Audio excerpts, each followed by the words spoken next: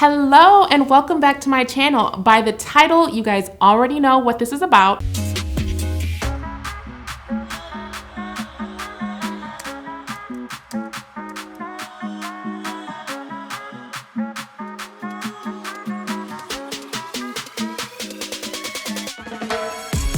It is going to be about the first ever Essence Beauty Carnival that happened in New York City. I'm gonna give you the good, the bad, and the ugly. Now, your girl flew up there from Florida for the weekend, and I stayed with a friend that lives up there. She's from Manhattan, and so it was awesome. Shout out to her. I love you. Thank you so much for being my tour guide for the weekend, and we just had such a blast. Now, I purchased VIP tickets for both Saturday and Sunday of the Essence Beauty Carnival. So let me go ahead and just talk about some of the good. I will say that I feel as though that they had some pretty good speakers that were there. They kind of mixed it up with entertainers as well as people that were entrepreneurs or working in specific fields in beauty.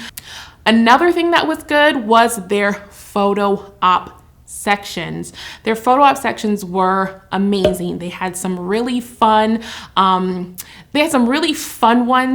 beauty room set up. They had this really cool shopping cart set up. They had some like big, huge like feathers and like carnival style. They also had two really cool boomerang setups. You could do it as a boomerang or as a picture, and I chose the boomerang for both of them. One was like this really cool carnival like headdress that they had created, and then also in the Aveeno booth, you got to have a hand massage, and then you were able to go and do a boomerang through some of the ivy there, which was really cool. So I like the installations that they had set up. They also had some really cool beauty installations with information, speaking about Black beauty, kind of like from the start into where we are now, that were set up throughout the location, which was nice. Another good thing that I can say is that the merchants that were there, I really appreciate. Now, some people were saying that they didn't like that there weren't really big names there. Like you didn't have like your Shea Moisture or your Main Choice or anything like that. But I kind of liked that they did have smaller businesses that were there. That was the good, okay? So there was some good moments. So I have to keep in mind that this was their very first year. So we're gonna go over to the bad and the ugly side, okay? So first off, let's start with not utilizing the space that was given to you.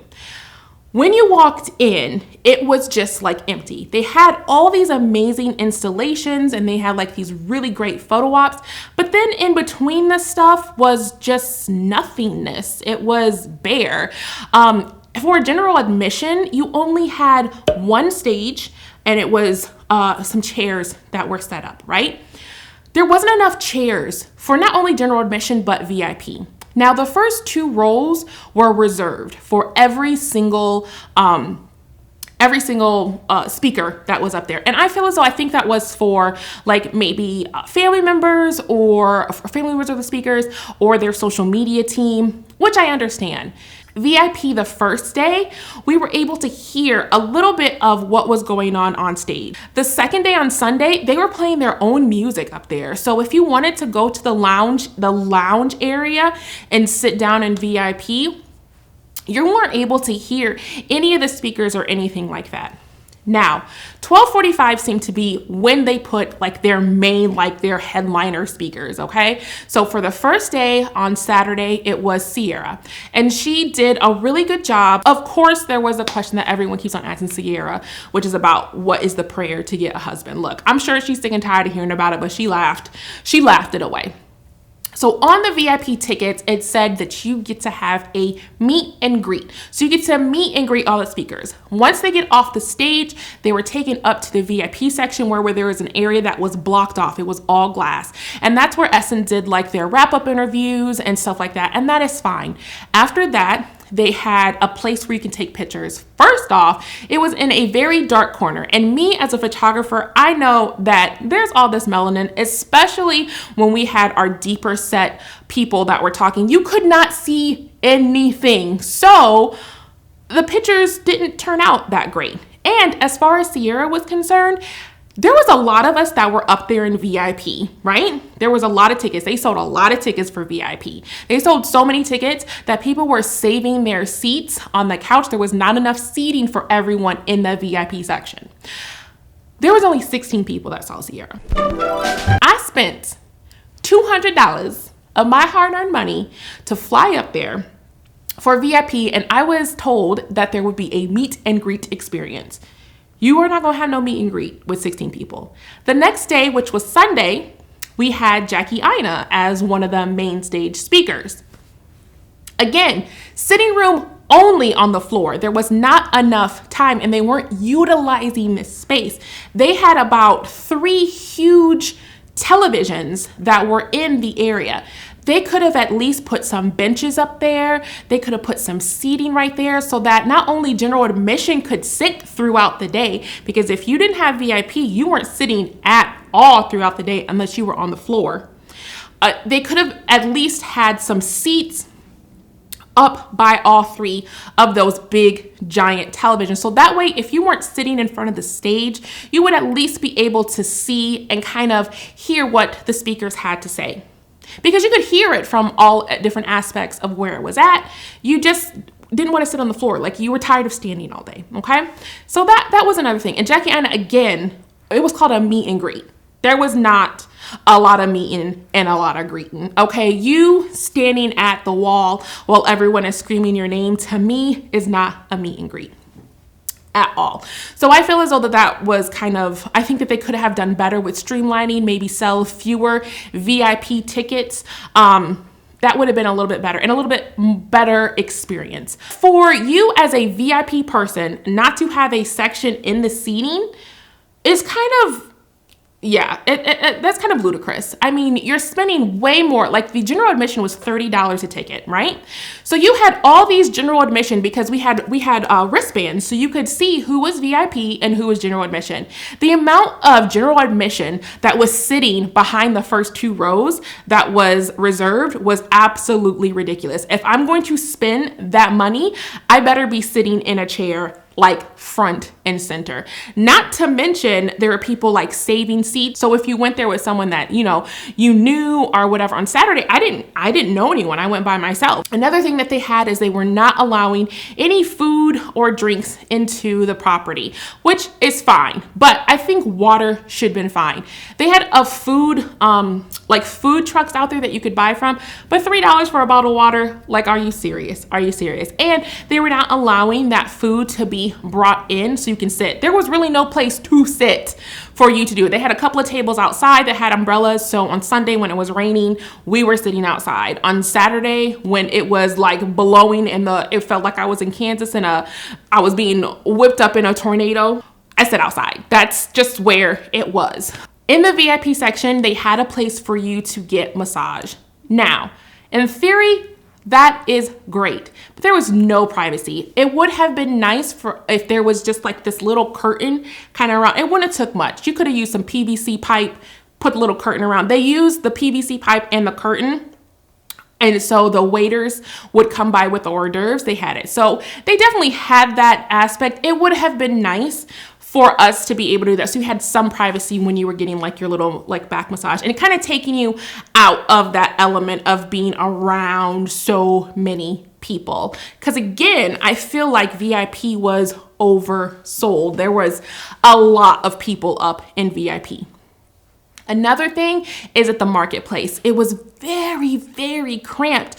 So if you wanted to try on a head wrap, or you wanted to try on a new shirt, or you wanted to try on something, it just got cramped really, really fast.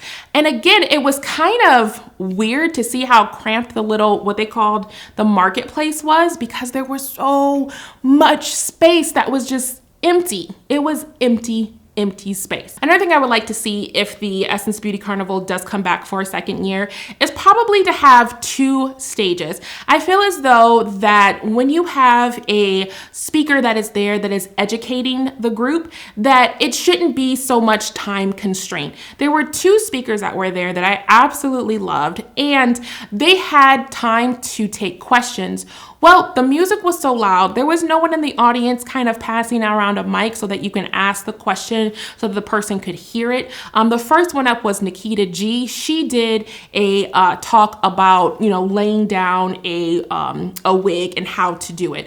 Me personally, someone who is a little intimidated by wigs, I appreciated that so much. She has her own hair salon there in Brooklyn, so it was really nice to be able to hear her speak about what she knows and be able to pass that knowledge on to us.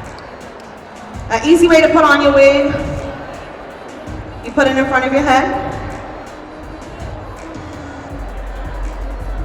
Push back.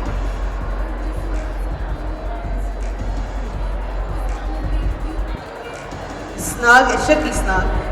So I'm going to use the spray, and I'm going to spray the lace. So you guys see how I'm doing it, right? It's back. I'm not putting it on her skin. I'm putting it on the lace while it's flipped back. And I'm going to just do the corners because that's really the most important part. That's the part that you want to be stuck down. Do you guys understand so far? Yes? So if you were looking into trying to figure out how to lay down, your lace and make it look good, I appreciate that so much. But again, it was awkward at some moments because there was no one able to pass around a mic. So people did have questions, but they were kind of shy. The music was playing a little loud at times. So it wasn't the right ambiance. So I feel like if they had a second stage, which there was room to do, if they had a second stage for like the workshop per se, then the people who are really interested in that workshop can go over there and do that. Because the seating was so lackluster, you had people that really didn't want to be there on some of the workshop, and they were just saving their seats for the people they wanted to see later on in the day. And so it was kind of unfair to the people that were up there speaking, and they didn't have like 100% audience participation. One thing that I will say that I did not appreciate is the questions for the guest. There was one section for a podcast. You're interviewing Melissa Butler, who owns Lip Bar. You're interviewing Whitney White, also known as Natural 85, who not only is a YouTuber, but she created her own business. These questions, y'all, if you know these people and you're sitting there already, you know their story. And it was kind of like redundant. You're starting from the beginning. At one point, one of the questions was like, how do you feel about your Black girl magic? Look here, I'm all for learning about that. I really am. I am all for Black girl magic. When you have two entrepreneurs on stage and they're successful in their business, the question should be about their business, especially Whitney. She is a mom of two. Ask questions about how it took her 6 years, what she did in those 6 years to go ahead and get her business off the ground. I just feel as though that it could have been utilized better, as well as the mics were going in and out for a lot of the interviews, and it just wasn't. They were just having a tough time. They were having a tough time. Again, this is the first year, so I will give them a pass, kind of. I just feel as though that if you're going to come to New York, if you're going to show all this Black girl magic, if you're going to, hype this up as an amazing festival, then you better come correct. And I don't feel like it came correct. I think that Essence as a brand, their Essence Festival is like, it is on point. There are people coming around all the time. And I think that's the thing too, is I feel as though that this was kind of like a test run, a guinea pig. I know for a fact, I'm sure that come July, the people that go to Essence Fest and they do the beauty carnival, they're doing the beauty carnival at Essence Fest as well. I'm sure that that is going to be tight. Like everything that we had a problem with in New York, they're not going to have in New Orleans. And that's okay, but again, if you're paying $200 for a VIP ticket, you're paying for flights to go up there. Fortunately, I used my miles, so I didn't have to pay that much. But I did have to pay that $200 to get into the VIP section, and it just was not about the VIP luxury section. They ran out of the Riesling on the second day. You didn't really get to do your meet and greets. There was no seating. The hors d'oeuvres were late on Sunday. It's an all-day event from 10 to 5. Yeah, it it was lackluster. It left you wanting something more, but it wasn't wanting something more in a good way. So thank you so much for listening to this. Have you guys ever wanted to go to a beauty festival? If so, which one have you attended? Were you excited to see what was there? Was it everything that you thought it would be, or was it a letdown? Go ahead and let me know in the comments below, and let me know what your experience have been if you've ever attended a beauty carnival. All right, I will talk to you guys in the next video. Thank you so much for watching. Bye.